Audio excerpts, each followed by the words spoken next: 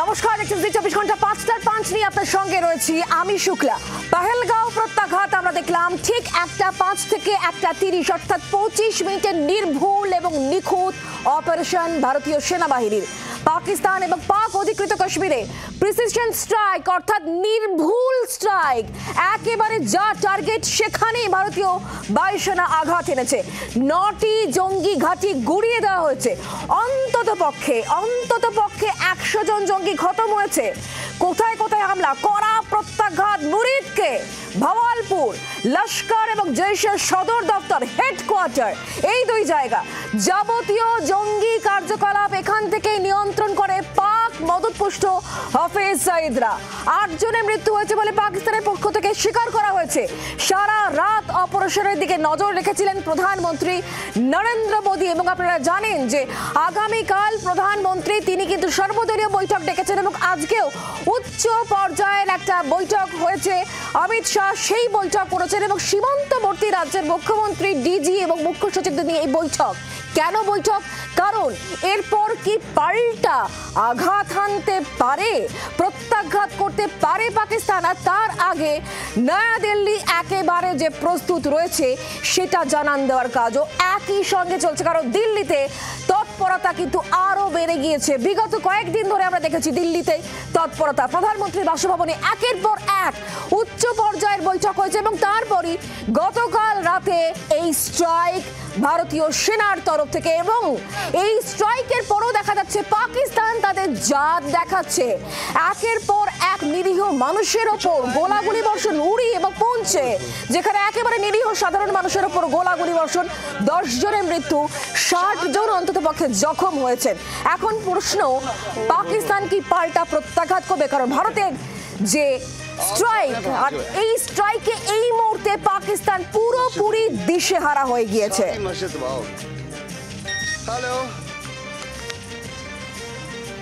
পাকিস্তানে তাহলে পরবর্তী পদক্ষেপ কি হবে এবং ভারত কি ভাবছে, সবটা নিয়ে আমরা এই মুহূর্তে কথা বলবো। আমাদের সঙ্গে দুজন গেস্ট আমাদের সঙ্গে রয়েছেন।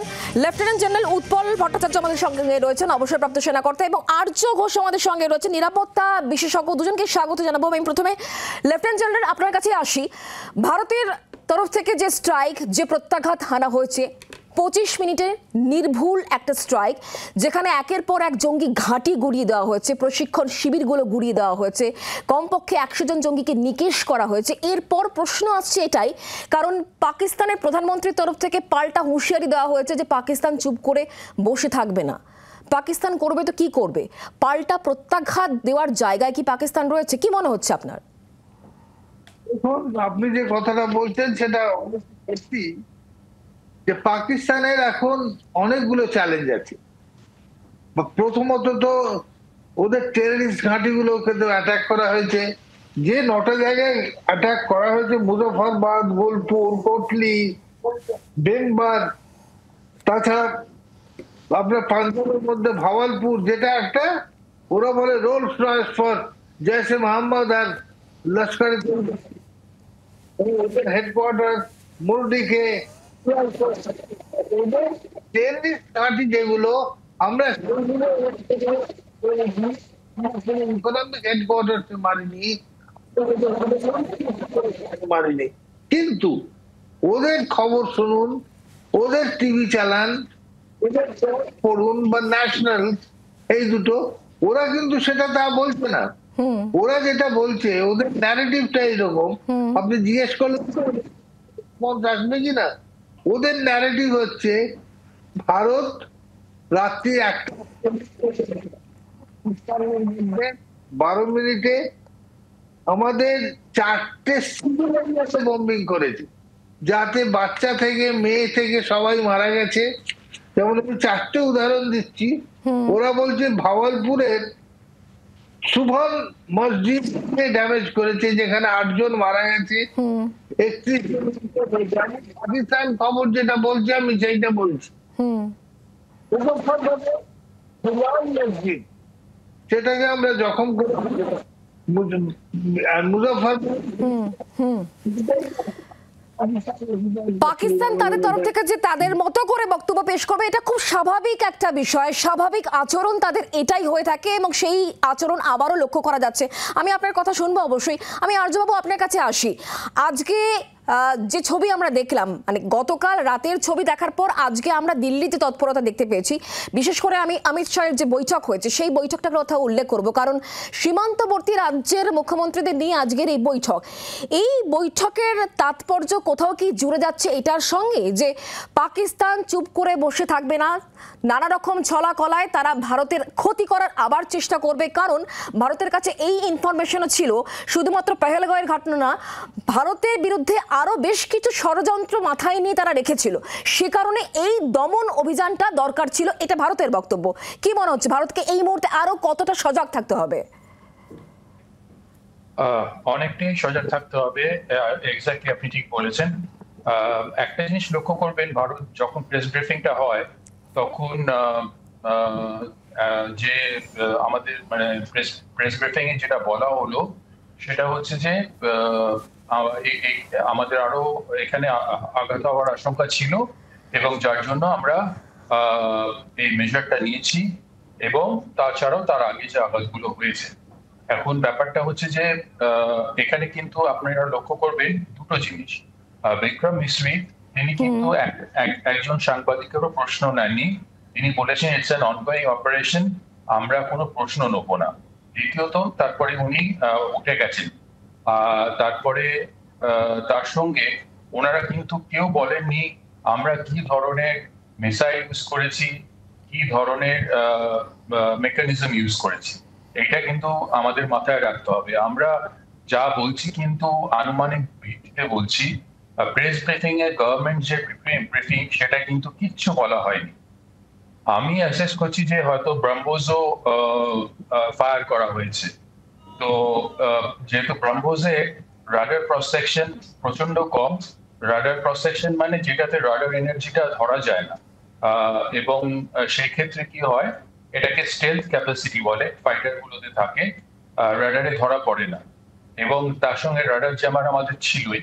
রাডার জ্যামার ইউজ করা হয় শত্রুর রাডারটা আপনার জ্যাম করে দেওয়ার জন্য, যাতে আমাদের ফ্লাইং অবজেক্ট যখন ঢুকবে সেটা তারা টের না পায়।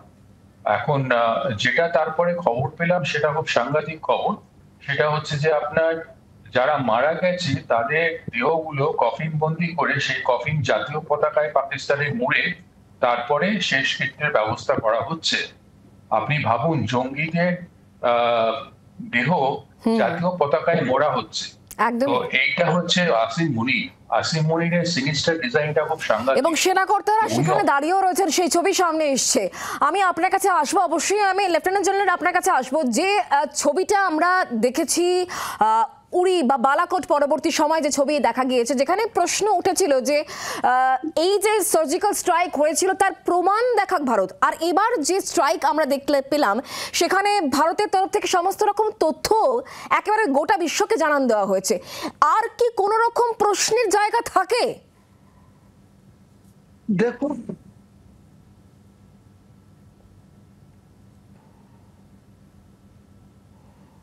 উৎপলবাবু শোনা যাচ্ছে আমার কথা? এবার শোনা যাচ্ছে। হ্যাঁ হ্যাঁ। প্রথমত এটা জেনে রাখা উচিত, ওরা তাদের মুক্তিযোদ্ধা বলে, দেয়ার ফ্রিডম ফাইটার। তারা দেশের জন্য যুদ্ধ করছে, ওদের দেশ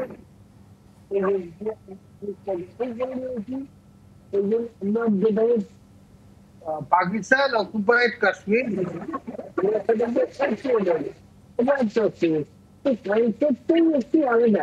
যেমন আপনি বলছেন যে ওরা টেররিস্ট, ওদের আবার ন্যাশনাল ফ্ল্যাগে মুড়িয়ে নিয়ে ওদের সম্মানের সঙ্গে নিয়ে যাওয়া হচ্ছে না।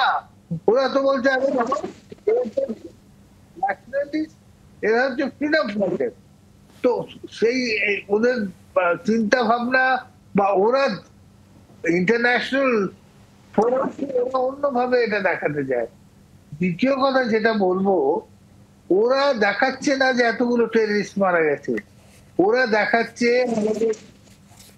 সমস্ত অ্যাটাক করা হয়েছে, ইনডিসক্রিমিনেট ফায়ার করে কিছু সিভিলিয়ান মারা হয়েছে। সেই জন্যে এটা নিয়ে ওদের F-16 এর লেটেস্ট ভার্সনের কিছু এয়ারক্রাফট আছে, রেঞ্জের মধ্যে পড়ে। আমার কি যেন দ্বারকাটা ওদের টাইপ রেঞ্জের মধ্যে পড়ে, আর দ্বারকা খুব একটা স্টেট হবে মারার জন্য, কারণ ওটা আমি বুঝতে পারছি। আমি সেখান থেকে আর্যবাবু আপনার কাছে এই প্রশ্নটা রাখবো, পাকিস্তান যে ন্যারেটিভ সেট করার চেষ্টা করছে বা যে বক্তব্যগুলো তাদের তরফ থেকে আসছে, যে বিবৃতি বা যে ধরনের বিবৃতি তাদের তরফ থেকে আসছে, তাতে বিশ্বের কাছে পাকিস্তান কি খুব একটা বেশি জায়গা করতে পারবে? কারণ পেহেলগাঁওয়ের ঘটনার পর গোটা বিশ্বই কিন্তু ভারতবর্ষের পাশে দাঁড়িয়েছে এবং এই স্ট্রাইক নিয়ে কিন্তু কেউ কোনো রকম সমালোচনা করেনি। আর সেই জায়গা থেকে পাকিস্তান যখন এই ধরনের ন্যারেটিভ সেট করার চেষ্টা করছে, আদতে পাকিস্তান কিছু করে উঠতে পারবে কি বিশ্বমঞ্চে? শুনুন, সোজা কথা হচ্ছে যা করতে হবে। লেফটেন্যান্ট জেনারেল, আমি আপনার কাছে আসবো, আর্যবাবুর কাছে এই প্রশ্ন আমার। লেফটেন্যান্ট জেনারেল স্যারের কথা আসি। লেফটেন্যান্ট জেনারেল স্যার যেটা বলছিলেন যে ওরা ফ্রিডম ফাইটার হিসেবে ওদের ট্রিট করে, আমরা সবাই জানি, এবং ওরা যে ওদেরকে সিভিলিয়ান হিসেবে দেখাচ্ছে সেটাও আমরা সবাই জানি। কিন্তু লেফটেন্যান্ট জেনারেল স্যার, আপনি এটা মনে রাখবেন, 2019-এ যখন আমরা বালাকোটে স্ট্রাইক করি তখন ওরা কাক দেখিয়েছিল আর গাছ দেখিয়েছিল, আর তারপরে 1 মাস পরে ওই মাদ্রাসাতে বিদেশি সাংবাদিকদেরকে নিয়ে গেছিল। এইবারের তফাৎটা দেখুন স্যার, এইবারের তফাৎটা হচ্ছে যে মাসুদ আজহার বুক চাপড়ে বলছে আমার পরিবারের 14 জন মারা গেছে। আপনি তো জানবেন স্যার যে এই আমাদের যে অপারেশন সেটা আসন্ন ছিল, ইমিনেন্ট ছিল, সেটা জেনে মাসুদ আজহার কি তার পরিবারের 14 জনকে রেখে দেবে? পরিবারের 14 জন বলতে সে যদি টেররিস্টদের বোঝায় সেটা বলতেই পারে সে তার পরিবারের 14 জন। এইটা একটা বড় কোয়েশ্চেন মার্ক। আর আপনার কথায় আসি, সেটা হচ্ছে যে দেখুন, এখানে একটা খুব খুব কি বলবো, রূঢ় বাস্তব বলি। ডোনাল্ড ট্রাম্প যে কথাটা বলেছেন, তিনি বলেছেন যে ইটস আ শেম, এটা একটা লজ্জা ভারতের এই অপারেশনটা। সেইটা কিন্তু এই কলঙ্ক আমেরিকা যুগের পর যুগ আজকে যে কথাটা উনি উচ্চারণ করলেন কোনো দিন মেটাতে পারবে না। আর কোনো ভারতবাসী যেন ডোনাল্ড ট্রাম্পের এই কথাটা না বলেন। আমি ডোনাল্ড ট্রাম্পের গভর্নমেন্ট যখন আসে তখন তার আগে ওনার যে counter terrorism chief doctor Sebastian Gorka, তিনি বিবিসিকে একটা স্কাই নিউজকে কিংবা বিবিসিকে একটা সাক্ষাৎকার দিয়েছিলেন, সেটা প্রথম আমি সংবাদ মাধ্যমে পড়ি। তাতে তিনি বলেছিলেন যে এই উগ্রপন্থার এগেনস্টে তারা কতটা অ্যাগ্রেসিভ, এবং ওনার ক্যাবিনেটে যারা আছেন সিকিউরিটির দিকে, তুলসী গাবার, মাইক ওয়ালসকে তো উনি সরিয়ে দিলেন, ফায়ার করলেন, এবং এখন আছেন তুলসী গাবার আর আপনার আমাদের ডক্টর সেবাস্টিয়ান গুরকা। ওনাদের সংঘর্ষিত নদী উগ্রপন্থার বিরুদ্ধে সাংঘাতিক, এবং তালিবানের কাছ থেকে ওনারা অস্ত্র ফেরত চেয়েছেন প্রায় 83 বিলিয়ন US ডলার ওয়েপনরি। এটা আমার কথা না, এটা ডক্টর সেবাস্টিয়ান গুরকার কথা। তো সেখানে পাকিস্তানের নাম একবারও করেনি। আমি কিন্তু কনস্ট্যান্টলি বলে যাচ্ছি আমেরিকা পাকিস্তানকে কিন্তু কোভার্টলি সাহায্য করে যাচ্ছে, আমেরিকা, ব্রিটেন এন্ড টার্কি। আজকে কিন্তু পরিষ্কার মিলে গেল যে আমেরিকা পাকিস্তানের কত বড় অ্যাকমপ্লিস, এই পার্টনার ইন ক্রাইম। এই জিনিসটা মাথায় রাখবেন, এইটা আমরা এক্সপেক্ট করিনি। এটা কিন্তু যুগের পর যুগ ধরে আমেরিকাকে হাউন্ড করবে, এবং মানে তাহলে এই অবস্থায় লেফটেন্যান্ট জেনারেল, আমি আসবো আর্যবাবু আপনার কাছ থেকে, আপনার এই কথা সূত্র ধরে আমি লেফটেন্যান্ট জেনারেলের কাছে যাই। তাহলে এই অবস্থায় দাঁড়িয়ে ভারতকে কি করতে হবে? ভারতকে এই মুহূর্তে একদিকে কূটনৈতিক বিষয়টা মাথায় রাখতে হবে, আর অন্যদিকে এই যে সামরিকভাবে পাকিস্তানকে আঘাত আনা, সেইটা কি এই অপারেশন, এই ধরনের অপারেশনকে চালিয়ে যেতে হবে? ওয়েট করবো পাকিস্তান কিরকম ধরনের প্রত্যাঘাত করে। পাকিস্তান আমার ওরা সিভিলিয়ান টার্গেট একটা সিলেক্ট করবে, ওদের কাছে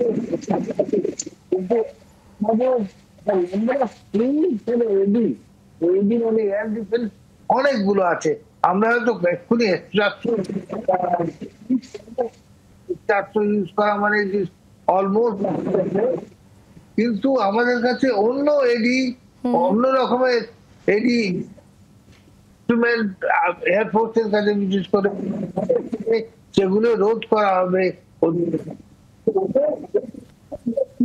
বাড়িতে বসিয়ে রাখবে না। আর আমরা যদি একান্ত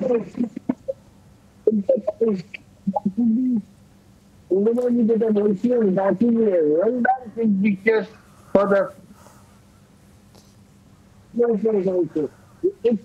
একটা ভেঙে ধরে আছে দিদিকে। ব্যাপারটা আমি আসবো লেফটেন্যান্ট জেনারেল আপনার কাছে আবারও। আর আজকের এই যে অপারেশন, অর্থাৎ মধ্যরাতের অপারেশন, ডেট ওয়াইজ আজকে হচ্ছে, কিন্তু মধ্যরাতের এই অপারেশনের পর রাজনাথ সিং এর বক্তব্য আমরা পেয়েছি। রাজনাথ সিং কি জানান দিচ্ছেন, তার বার্তা কি শোনাবো। कल रात हमारी भारतीय सेनाओं ने अपने अद्भुत शौर्य और पराक्रम का परिचय देते हुए एक नया इतिहास रच दिया है। भारत की सेना ने सटीकता, सतर्कता और संवेदनशीलता के साथ कार्रवाई की। हमने जो लक्ष्य तय किए थे उन्हें ठीक समय तय योजना के अनुसार सटीकता से उन्होंने ध्वस्त किया है और किसी भी नागरिक ठिकाने, सिविलियन पॉपुलेशन को जरा भी प्रभावित न होने देने की संवेदनशीलता भी हमारी सेना ने दिखाई है। तो हम कह सकते हैं एक तरीके की सटीकता, सतर्कता और मानवीयता यह हमारी भारत की सेना के जवानों ने दिखाई है। কথা বলবো আরজবাবু, আপনার কাছ থেকে এটাই জানার চেষ্টা করব, এই মুহূর্তে তাহলে ভারতের কি করা উচিত? এখন শুধু বসে দেখা যে পাকিস্তান কি করছে, পাকিস্তানের পরবর্তী স্টেপ কি হয়, তারপরে কি ভারত তারপরে কি করবে সেটা ভাবনা চিন্তা হবে, নাকি এখনই ভারত গুছিয়ে নিচ্ছে এবং প্ল্যান করছে এরপরে ঠিক কি করা যায়, কূটনৈতিকভাবে কিভাবে পাকিস্তানকে আরো বেকায়দায় ফেলা যায়? দেখুন, ভারতের যেটা করা উচিত, আমি লেফটেন্যান্ট জেনারেল স্যারকে ঠিক শুনতে পাচ্ছি না, তো আমার অ্যানালিসিসটা আপনাকে আমি বলে দিচ্ছি বা অ্যাসেসমেন্টটা বলে দিচ্ছি। ভারতের যেটা করা উচিত ছিল, যেটা ওরা এখন শেলিং করছে, যাতে অলরেডি 10 জনের ওপরে মারা গেছে, 33 জন ওয়েন্ডেড সিরিয়াসলি। তো এই শেলিংটাকে রিটেলিয়েশন হিসেবে ধরে নিয়ে পাকিস্তানের স্ট্র্যাটেজিকে ইজ ভেরি সিম্পল, যেটা আমি আপনাদের চ্যানেলে অনেকবার বলেছি আর অন্যান্য জায়গাও বলেছি। এটা ইটস ভেরি সিম্পল। এটা হচ্ছে যে আমরা দেখাবো সিভিলিয়ান মারা গেছে, সিভিলিয়ানকে কে মেরেছে? ইন্ডিয়ান মিলিটারি মেরেছে, অতএব আমরা রিটেলিয়েট করব। ওরা, আমি চোখ বুঝে আপনাকে বলে দিচ্ছি, ওদের রিটেলিয়েশন আসবে দুটো টার্গেটের উপরে। আমাদের সিভিলিয়ানসদের উপরে টার্গেটিং শুরু হয়ে গেছে, নেক্সট টার্গেটিং আসবে মিলিটারি ইনস্টলেশনের উপরে, আমাদের মিলিটারি অ্যাসেটস এর উপরে। এইবারে এটা এটার পক্ষে ওরা সপক্ষে যুক্তি যেটা দেবে, আপনি জানেনই যে আমাদের সিভিলিয়ানসদেরকে মেরেছে ইন্ডিয়ান মিলিটারি, তো সেইখানে কোলাটেরাল ড্যামেজের ওরা তোয়াক্কা করবে না, সিভিলিয়ানসদেরকেও মারবে, অলরেডি মারছে। ইন্ডিয়ার এই মুহূর্তে রিটেলিয়েশন ধরে নিয়ে যেটা বলা হচ্ছিল প্রেস কনফারেন্সে, যদি কোনো মিস অ্যাডভেঞ্চার করে তাহলে আমরা এটা এসকালেট করব, এটা এখান থেকে এসকালেট করে দেওয়া উচিত ছিল আজকেই, যে মুহূর্তে ওরা শেলিং শুরু করলো। এইবারে যদি আমরা বসে থাকি ওদের এয়ার অ্যাটাকের জন্য বা মিসাইল অ্যাটাকের জন্য, সেটা খুব একটা বুদ্ধিজনক কাজ হবে না। সেটা ইন্ডিয়া করলো না, সেটা আমি একটু আই এম টেকেন অ্যাব্যাক। তো সেটা করা উচিত ছিল, এবং এই ক্ষেত্রে কেউ কিছু বলতে পারতো না, কেননা পাকিস্তান রিটালিয়েট করেছে। এটাকে মিনিমাইজ করা যেত, এটার কাউন্টার অ্যাটাক সঙ্গে সঙ্গে করে পাকিস্তানের রিটালিয়েশন। পেহেলগাঁওয়ের ঘটনা, যেখানে 26 জন পর্যটককে নির্বিচারে গুলি করে হত্যা করা হলো, এবং তারপর থেকে আমরা লাগাতার দেখেছি যে একেবারে নিয়ন্ত্রণ রেখা বরাবর পাকিস্তানের সেনাবাহিনী বিনা উস্কানিতে গুলি চালিয়েই যাচ্ছিল। ভারতের তরফ থেকে যদিও পাল্টা জবাব দেওয়া হয়েছে, কিন্তু এর মধ্যে কি ট্যাকটিক্স ছিল? এক পথে সেনাবাহিনীকে একেবারে ব্যস্ত রাখার, অন্য পথে চোরাগোপ্তা পথে ঢুকিয়ে দেওয়া জঙ্গিদের, যাতে ছোট ছোট অ্যাটাক, লোনুল অ্যাটাক গুলো করা যায়, এরকম কিছু কি ট্যাকটিক্স ছিল বা রয়েছে?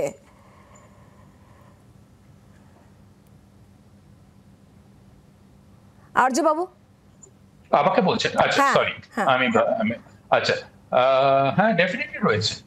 দেখুন, আসিম মনির মানে উনি মুশারফ এবং জিয়া, যিনি 1000% কথা বলেছিলেন, আমরা ইতিহাসে পড়েছি, তার এক ধাপ ওপরে, দু ধাপ ওপরে যেতে চাইছেন। এবং আমি যতদূর খবর পেয়েছি, আইএসআই পর্যন্ত ওকে বারণ করেছিল পেহেলগাঁও মিস অ্যাডভেঞ্চারটা না করতে, কিন্তু ও শোনেনি। ও আইএসআই কে ওর নিজের লোককে রেখে দিয়েছে, তো সেখানে ও ওটা চালিয়েছে, এটা জেনেই যে রিপারকাশনস কি হবে, সেই জন্য ওর প্ল্যানটা ও রেডি করে রেখেছে। এটা আমরা ভাবলে খুব ভুল করব যে এখানে ও রিটেলিয়েশন করবে না। ও রিটেলিয়েশন করবে এই গ্রাউন্ডে, যে গ্রাউন্ডগুলো আপনাকে আমি বললাম, এবং তার সঙ্গে একটা কথা আপনাদের ভাবতে হবে, লাহোরে রয়েছে হাফিজ সঈদ, তার জিপিএস কোঅর্ডিনেটস আমরা জানি, মাসুদ আজহারের জিপিএস কোঅর্ডিনেটস জানি, দাউদ ইব্রাহিমের জিপিএস কোঅর্ডিনেটস জানি, ছোটা শাকিলের জিপিএস কোঅর্ডিনেটস জানি। এদেরকে যদি আমরা এলিমিনেট না করি, তার সঙ্গে জিএইচকিউ রাওয়ালপিন্ডি, আমি নাম করে বলে দিচ্ছি, গাজী বেস, এসএসডি যারা মেরেছে এবং মেইন কালপ্রিট, এবং তার সঙ্গে আপনার পাকিস্তান আর্মি, নেভাল এবং এয়ারফোর্স বেসেস গুলো, ক্যান্টনমেন্ট, সাবমেরিন, এই টোটাল আক্রমণে আমাদেরকে ফুল স্পেকট্রাম আক্রমণে যেতে হবে, নিউক্লিয়ার সাইটস গুলোকে মারতে হবে, নয়তো এই জিনিস আমাদের কোনো কাজে লাগবে না। এই অপারেশন সিঁদুর আবার সিঁদুর যাবে, আবার মায়েদের বোনেদের সিঁদুর চলে যাবে, কেননা এই পাকিস্তান সঙ্গে থাকুন। আপনার কথা রেশ ধরে আমি লেফটেন্যান্ট জেনারেলের কাছে যাব, যদিও তার কথা আমাদের কাছে খুব একটা ক্লিয়ার আসছে না। লেফটেন্যান্ট জেনারেল, আপনার কি মনে হচ্ছে, এই যে রিটালিয়েশন আমরা দেখতে পেলাম, অপারেশন সিঁদুর নাম দেওয়া হয়েছে, এই ধরনের অপারেশনটাকে চালিয়ে যেতে হবে যাতে সমূলে সন্ত্রাসের বিনাশ করা যায়। ভারতকে চুপ করে থাকলে হবে না, পরবর্তী কি আঘাত বা প্রত্যাঘাত পাকিস্তান করে তার ওপর নির্ভর করে ভারত যে এগোবে এরকমটা নয়, ভারতকে কন্টিনিউয়াস প্রসেসে যেতে হবে, এটা কি মনে হচ্ছে? একদম। কিন্তু একটা কথা মনে রাখবে, এখন জিনিসটা যেটা হচ্ছে সেটা হাফিজ সঈদ নয়, it has gone beyond them, it is just operations by the Pakistan army, it is with them. তো ওরা এখন অ্যাডভেঞ্চার অবলিক মিস অ্যাডভেঞ্চার করবেই। ওরা, আমরাও যেমন টার্গেট, ওরাও তেমনি টার্গেট কোথায় কোথায় মারবে, কোথায় কোথায় জনবহুল এলাকা আছে সেখানে গেলে ওরা ম্যাক্সিমাম মাইলেজ পাবে। আর এই ছোটখাটো নো আর নো পিস জোনে এইখানে যে মারা, সেখানে এখন একটা বড় শহরে কোন এখন যদি জামনগর রিফাইনারিতে ওরা দুটো স্ট্রাইক মারতে পারে, সেটা ধ্বংস করার কথা নয়, হয়তো দুটো ধ্বংস করতে পারবে, একটু ক্ষতি করলেও they will get a tremendous propaganda for it. ওরা ডাইরেক্ট লড়াইয়ে কারগিল, তারপরে ওরা ঠিকই করে নিয়েছে ওই will keep breeding them. বোঝা যাচ্ছে ভারতকে স্ট্র্যাটেজিক ভাবে এগোতে হবে এবং কূটনৈতিক ভাবে যেমন পাকিস্তানকে আমরা প্যাচে ফেলেছি সেইভাবে কিন্তু আরো প্যাচে ফেলতে হবে, এবং একই সঙ্গে এই ধরনের অপারেশন চালিয়ে যেতে হবে যাতে পাকিস্তান মাথা তুলতে না পারে। আপনাদের দুজনকে অনেক ধন্যবাদ আমাদের সময় দেওয়ার জন্য। বাংলার আওয়াজ, বাঙালির আবেগ, জি 24 ঘন্টা।